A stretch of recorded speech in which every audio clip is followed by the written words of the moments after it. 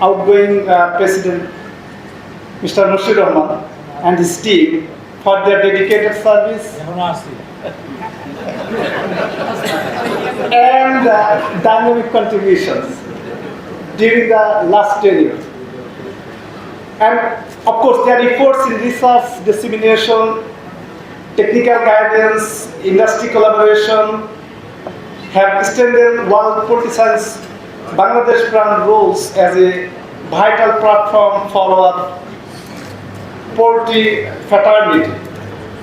At the same time, I warmly congratulate our newly elected executive committee under the leadership of Mr. Samsullah Arifin Khalid, and your elected reflects the trust and confidence of members in your vision and capabilities.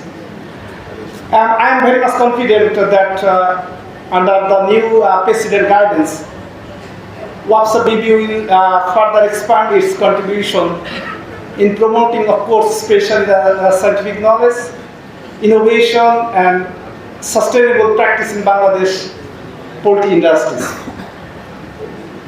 We all know the poultry sector has become one of the fastest growing sector in our livestock sector. It is not only ensure affordable protein supply, but also creates as our secretary mentioned, not the outgoing present secretary mentioned, that the more than 10, maybe near future, more than 10 million people employment opportunities and contribute significantly to our economy. So however, we must also acknowledge the challenges in our poultry sector, especially disease outbreak, of course, high feed cost, environmental concern, and also have the need for, especially we found during our several programs in divisional programs, especially the farm biosecurity and food safety measures.